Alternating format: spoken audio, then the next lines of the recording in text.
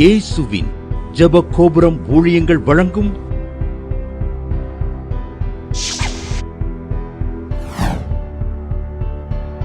நம்பிக்கையிலே சந்தோஷமாயிருங்கள்.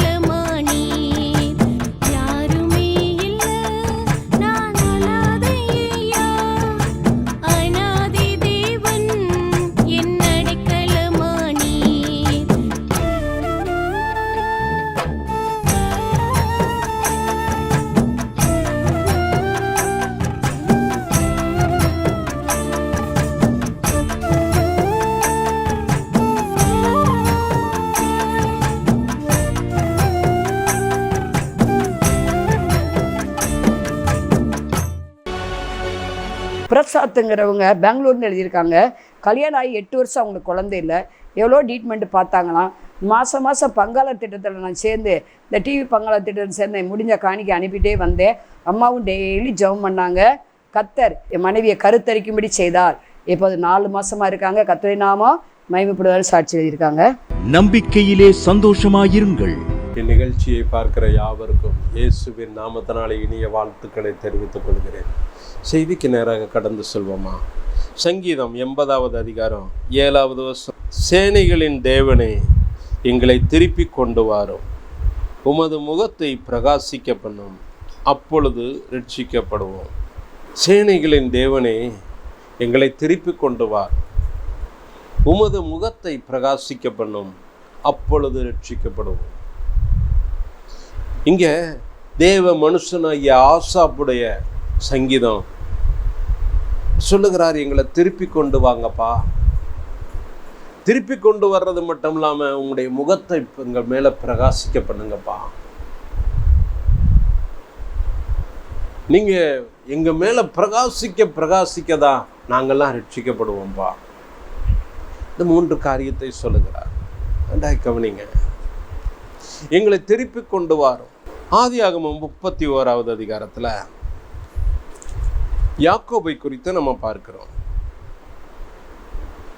யாக்கோபு தூரத்தில் உள்ள தன்னுடைய மாமனுடைய வீட்டிற்கு போகிறார். ஆண்டவருடைய சித்தப்படி அப்படியே கொண்டு போறாரு. லாபானுடைய வீட்டில் தங்கி இருக்கிறார். தங்கியிருந்து அவருக்கு அடிமையாகி வேலை செய்வதை போல ஒவ்வொரு பிள்ளைகளுக்காகவும் வேலை செய்கிறார். முதலாவது மனைவிக்கு லேயாளுக்கு வேலை செய்கிறார். அடுத்து ராகேலை சுதந்திரிக்கும்படியா அவளுக்காக வேலை செய்கிறார். இப்படி அங்கேயே இருந்து விட்டார். யாக்கோபு அங்கேயே இருக்கும்போது யாக்கோபோடு ஆண்டவர் பேசினார். முதலாவது பெத்தேல் என்கிற ஒரு இடத்துல ஆண்டவர் பேசினார். பேசிதான் அப்பா அனுப்புகிறார். அவர் கேட்டது, அப்பா நான் போய் மறுபடி திரும்ப வரணும்ப்பா, எனக்கு உடுக்க உண்ண உணவு இது கொடுத்தா போதும்பா அப்படின்னு சொல்லி ஆண்டவர்கிட்ட கேட்டார். ஆண்டவர் சொல்றார், எப்பா நீ படுத்திருக்கிற இந்த பூமியையே உனக்கு நான் சுதந்திரமாக கொடுக்க போகிறேன் சொல்லி அப்பா அனுப்புகிறார். நான் உன்னோட கூட இருக்கேன்ப்பா சொல்லி அனுப்புகிறார். யாக்கோபு போறார். அவர் செய்கிற கிரியை எல்லாம் ஆண்டவர் ஆசீர்வதிக்கிறார். திரளாய் பெருக ஆரம்பிக்கிறது.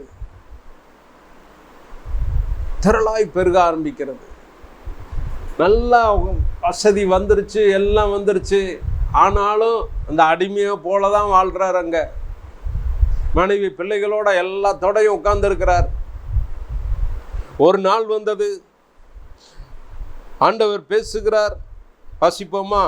ஆதியாகமம் 31வது அதிகாரம் 3வது வசனத்தில் பார்த்தோமானா, கர்த்தர் யாக்கோபை நோக்கி, உன் பிதாக்களுடைய தேசத்திற்கும் உன் இனத்தாரிடத்திற்கும் நீ திரும்பி போ, நான் உன்னோட கூட இருப்பேன். ஆண்டவர் முதலாவது சொல்லுகிற வார்த்தை, நீ திரும்பி போப்பா. அந்த எண்ணத்தை கொடுக்கிறவரே ஆண்டவர் தான். இதுவரைக்கும் யாக்கோபுக்கு அந்த எண்ணம் இல்லை. மனைவி பிள்ளைகளோட சந்தோஷமா அங்கேயே செட்டில் ஆகி உட்காந்துட்டார். இங்க அப்பா கொடுக்குறாரு பாருங்க, எப்பா நீ கிளம்புப்பா, உன் பிதாக்களுடைய தேசத்துக்கு நீ கிளம்பு, உன் இனத்தார் இடத்துக்கு நீ திரும்பி போ அப்படின்னு சொன்ன உடனே அவர் கிளம்புறாருங்க. இந்த வார்த்தையை கேட்ட உடனே வார்த்தைக்கு அப்படியே கீழ்ப்படிந்து கிளம்புகிறார், புறப்பட்டார். அதே ஆதியாகமம் 31வது அதிகாரம் 18வது வசனத்தை வாசித்தோம்னா, தான் பதானாராமிலே சம்பாதித்த மிருக ஜீவன்களாகிய மந்தைகள் அனைத்தையும் தன் பொருட்கள் எல்லாவற்றையும் எடுத்துக்கொண்டு கானான் தேசத்தில் இருக்கிற தன் தகப்பனாகிய ஈசாக்கினிடத்தில் போக புறப்பட்டான். வார்த்தை கிடைச்சிருங்க, திரும்பி போன்ற வார்த்தை கிடைச்சிருச்சு. திரும்பி போன்ற வார்த்தை கிடைச்ச உடனே யாக்கோபு கிளம்பிட்டார். தான் சம்பாதித்த தம் மிருக ஜீவன் தாம் சம்பாதித்த மனைவி, பிள்ளைகள், மந்தைகள் எல்லாத்தையும் ஒன்றை சேர்த்துட்டு அப்படியே புறப்பட்டார். கவனிங்க, இவர் கிளம்புனது அவருடைய மாமனாகிய லாபானுக்கு தெரியாது. வேதம் கூறுகிறது, அதே 31வது அதிகாரம் 20வது வசனத்துல, யாக்கோபு தான் ஓடி போகிறதை சீரியனாகிய லாபானுக்கு அறிவியாமல் திருட்டளவாய் போய்விட்டான். நல்லா கவனிங்க, ரொம்ப ஃபாஸ்டா கிளம்புறார். கொஞ்ச நேரம் நம்ம நின்றிருந்தோம்னா மறுபடியும் இங்கே உட்கார வச்சிருவாங்க. நல்லா கவனிங்க, இன்னைக்கு தேவ பிள்ளைகளாகி நம்முடைய வாழ்க்கையிலையும் அதுதான். ஏன் இந்த வார்த்தையை நம்மளோடு கூட இடைப்படுறாருன்னா, இன்னைக்கு நிறைய இடங்கள்ல நம்ம அப்படியே நின்றுறோம். நல்ல ஒரு செழிப்பு உண்டான உடனே, ஒரு சுகம் உண்டான உடனே அப்படியே அங்கே டேராப்பட்டு உட்காந்துடுறோம். நல்லா கவனிங்க, நம்மளை கிளப்புறது அப்பா தான் கிளப்புறாரு. கிளம்புப்பா, நீ இங்க இருக்க கூடாது, கிளம்பு. அன்னைக்கு சோதோம் கொமோராவுல, லோத்தினுடைய நாட்கள்ல ஆண்டவருக்கு பிரியமில்லாத அருவருப்புகள் தேசத்துல காணப்பட்டது. இப்ப லோத்து ஆண்டவருக்கு பிரியமா இருந்ததுனால லோத்தையும் லோத்தினுடைய குடும்பத்தையும் ஆண்டவர் மீட்டெடுக்கும்படியா தேவ தூதர்கள் வீட்டுக்கு போறாங்க. அங்க நடக்கிற சம்பவங்கள் எல்லாம் பார்க்கறாங்க. பார்த்துட்டு லோத்தையும் லோத்தினுடைய மனைவி பிள்ளைகளையும் கையை பிடிச்சு, அவங்க தாமதித்து கொண்டு இருக்கும் போது கையை பிடிச்சு வேகமா கூட்டு போறாங்க. ஒரு வார்த்தை சொல்றாங்க, நீ அந்த மலைக்கு ஓடிப்போ, உன் ஜீவன் தப்ப ஓடிப்போ, ஃபாஸ்டா ஓடிப்போ. நல்லா கவனிங்க, இவன் என்ன செஞ்சிட்டா, லோத்து தன்னுடைய பலவீனத்தை சொல்றான். ஐயா, அந்த மலை ரொம்ப தூரமா இருக்கியா, நான் எப்படியா அங்க போறது? இந்த பக்கத்துல ஒரு கிராமம் இருக்கே, அந்த கிராமத்துக்குள்ள போறேன். அங்கேயும் தயவு ஆண்டவர் காட்டுகிறார். நல்லா கவனிங்க, இன்னைக்கு இன்னைக்கு இந்த சூழ்நிலையில தான் நம்மளும் காணப்படுகிறோம். சோதோம் கொமோரா அருவருப்புகள் நம்முடைய தேசத்துல பெருகி கொண்டே போகிறது. அமெரிக்காவில் பாருங்க, தேவ மனுஷனா ஐயா சார்லிக்கு கொண்டுட்டாங்க. காரணம் என்ன? சோதோம் கொமோரா அருவருப்பு பெருக ஆரம்பிச்சிருச்சு. ஆண்டவருடைய வருகையினால் ரொம்ப சீக்கிரமா இருக்கு. இன்னைக்கு அந்த சோதோம் கொமோரெல்லாம் எரிந்த மாதிரி தான் இன்னைக்கு அடுத்து எரிய போகிறது. அதனாலதான் மல்கியா தீர்க்கதரிசி மூலமா ஆண்டவர் நமக்கு எச்சரிக்கிறார். வாசிப்போமா? மல்கியா 4வது அதிகாரம் 1வது வசனம். இதோ சூளையை போல எரிகிற நாள் வரும். இந்த நாள் வரப்போகுது. எப்படியா? சூளையை போல் எரிகிற நாள். அன்னைக்கு சோதோம் கொமோரா எரிந்து நாசமாச்சு, அதே போல நாள் வரப்போகிறது. சூளையை போல் எரிகிற நாள் வரும். அப்பொழுது அகங்காரிகள் யாவரும், அக்கிரமம் செய்கிற யாவரும் துரும்பாயிருப்பார்கள். வரப்போகிற அந்த நாள் அவர்களை சுட்டெரிக்கும். அது அவர்களுக்கு வேரையும் குப்பையும் வைக்காதே போகும் என்று சேனைகளின் கர்த்தர் சொல்லுகிறார். சொல்லி முடிச்சுட்டு அடுத்து சொல்கிறார், ஆனாலும் என் நாமத்திற்கு பயந்திருக்கிற உங்கள் மேல் நீதியின் சூரியன் உதிக்கும். அதன் செட்டைகளின் கீழ் ஆரோக்கியம் இருக்கும். நன்றாய் கவனிங்க, ஆண்டவருக்கு பயந்த பிள்ளைகளுக்கு ஆரோக்கியம். ஆண்டவருடைய நாமத்திற்கு பயந்து இருக்கிறவர்களுக்கு செட்டைகளின் மறைவு. ஆண்டவருடைய நாமத்திற்கு பயந்து இருக்கிறவர்களுக்கு நீதியின் சூரியன். அக்கிரமம் செய்கிறவர்களுக்கோ சுட்டரிக்கும் சூரியனாய் அது காணப்படும். நம்ம அப்பாவுக்கு 2 விதமான ரூபம் உண்டு. அவர் அன்புள்ளவர் தான், நேசம் உள்ளவர் தான், பாசம் உள்ளவர் தான், மனதுருக்கம் உள்ளவர் தான், கிருபை உள்ளவர் தான், தயவுள்ளவர் தான். ஆனால் மறுபுறமோ அவர் பட்சிக்கிற அக்கினி, பாவங்களை பார்க்க மாட்டாத சுத்த கண்ணர்.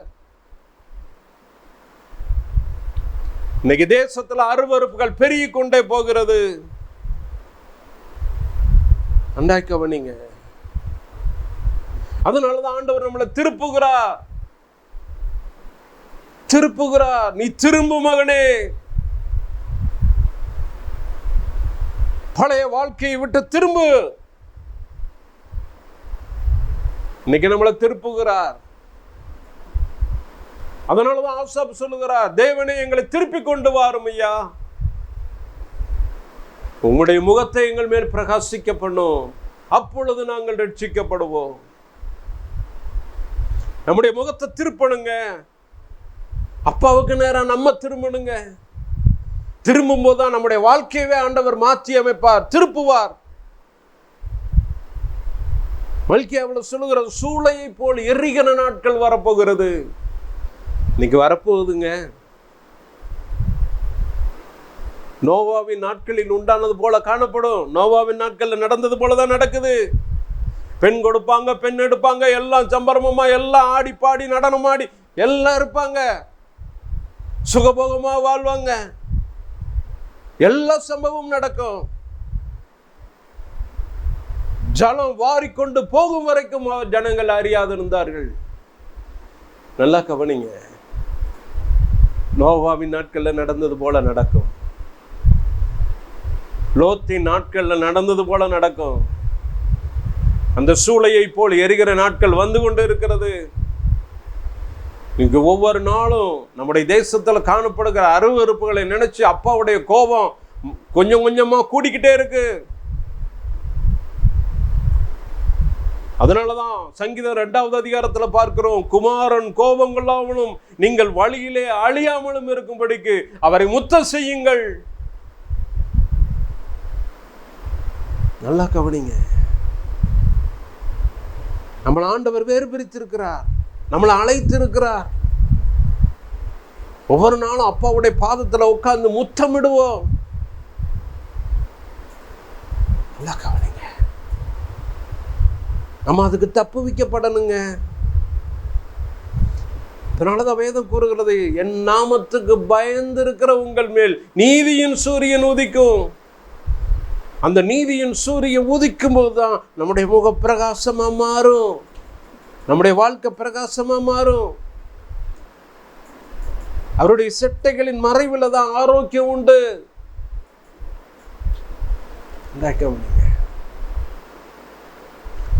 நீங்களும் நானும் ஆசீர்வாதமா இருக்கணும் தாங்க அப்பா விரும்புறாரு.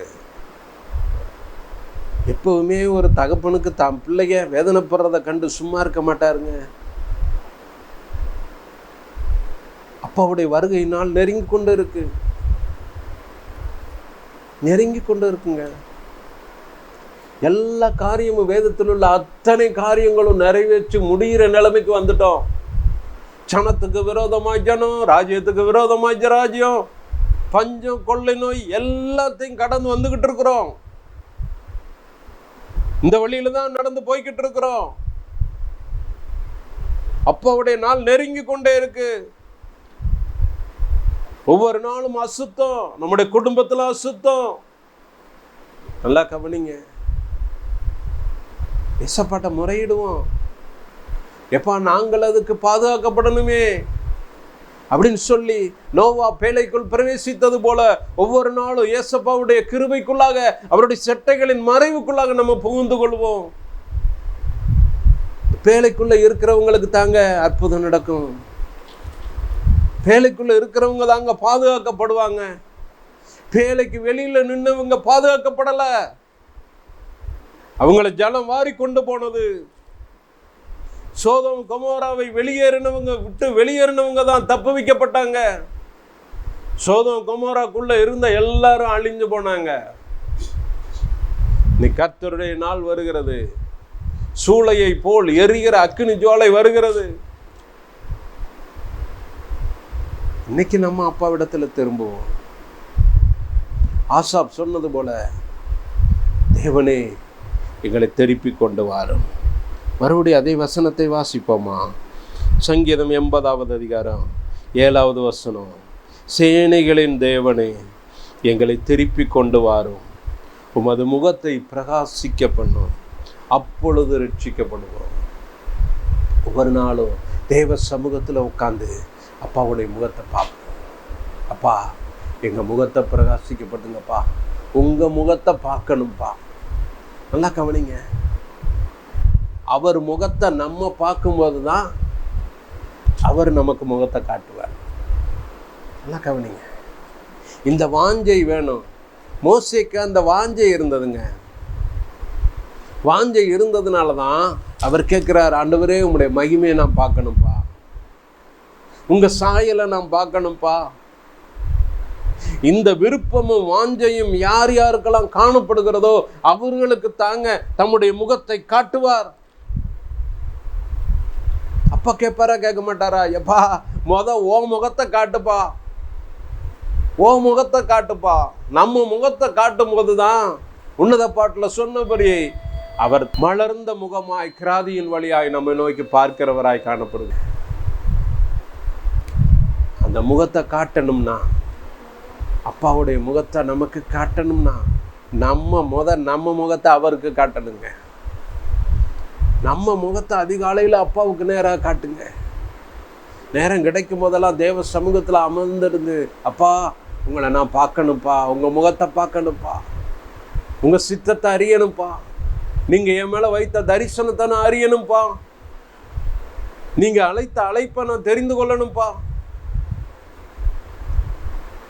கேட்கணுங்க. அந்த வாஞ்சையும் விருப்பமும் இருக்கும்போது தான் ஆண்டவர் பாருங்க நம்மளும் அவருடைய முகத்தை நமக்கு காட்டுவார்,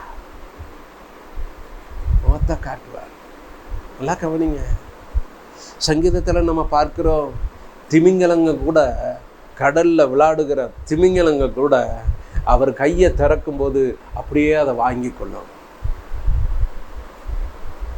அவர் முகத்தை மறைக்க அவைகள் திகைக்கும்னு நம்ம பார்க்கிறோம். ஒரு நாளும் அப்பாவுடைய முகத்தை நமக்கு மறைச்சிடக்கூடாது. அவர் முகத்தை மறைச்சிட்டாருன்னு சொன்னா நம்முடைய வாழ்க்கையில திகைப்பு தாங்க வரும்.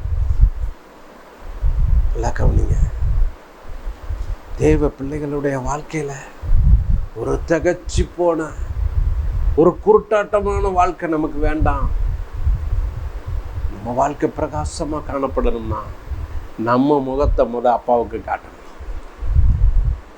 நம்ம முகத்தை ஆண்டவருக்கு காட்டும்போது தான் அப்பாவுடைய முகத்தை நம்ம பார்க்க முடியும். அவர் முகத்தை பிரகாசிக்க பண்ண நமக்கு என்ன உண்டாகும்? அதே சங்கீதத்தில் நம்ம பார்க்கிறோம், அப்பொழுது ரட்சிக்கப்படுவோம், அப்பொழுது ரட்சிக்கப்படுவோம். நல்லா கவனிங்க, ரட்சிப்பு என்பது ஒரு விலையேறப்பட்ட ஒன்று. நல்லா கவனிங்க,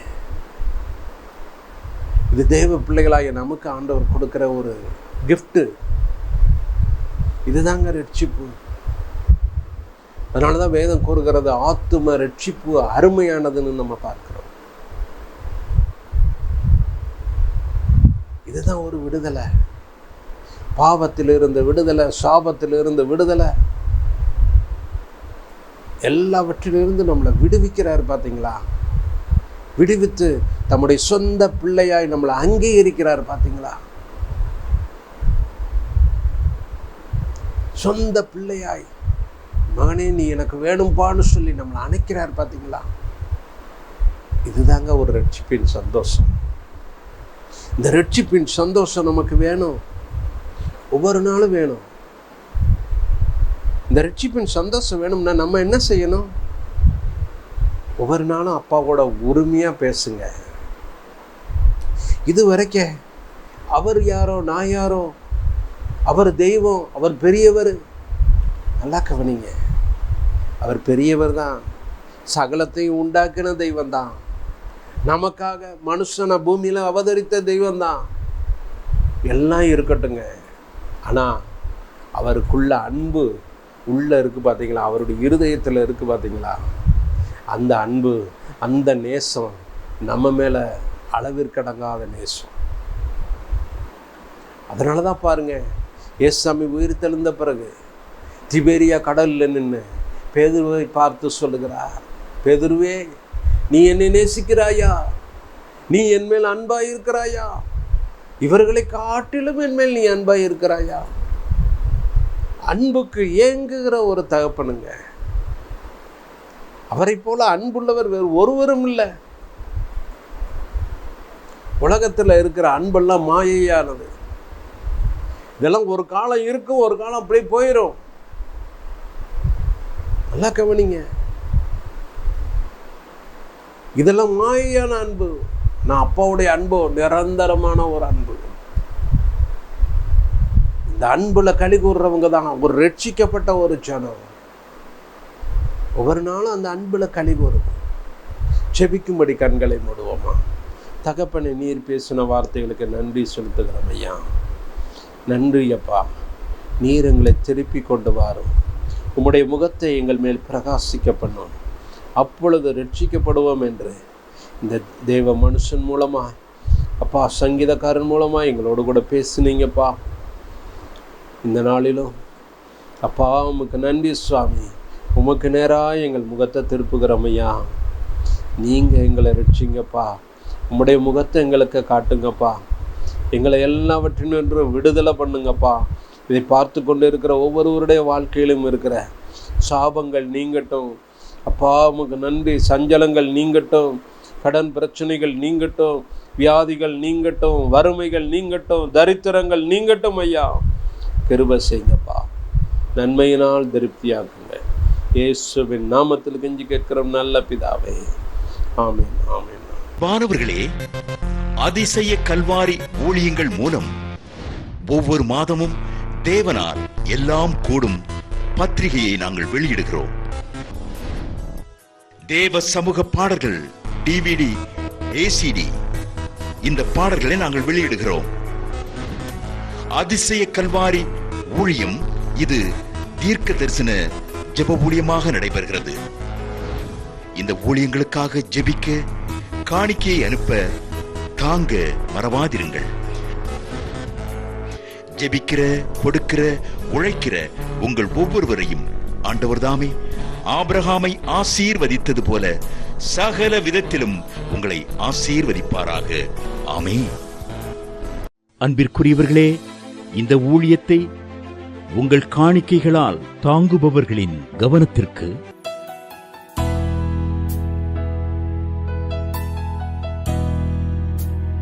ஜிபே மூலமாகவும் நீங்கள் தாங்கும்படி உங்களை பட்சமாய் கேட்டுக்கொள்கிறோம். எங்களுடைய ஜிபே எண்ணானது 9439308550. எங்களது முகவரி சகோதரி எலிசபெத் சுந்தர்ராஜன், எண் 27, பொதிகை தெரு, குழந்தைச்சாமி நகர், வண்டியூர், மதுரை 20. செல்போன் எண்கள் 9484177765 9095328172 மற்றும் 9439308550.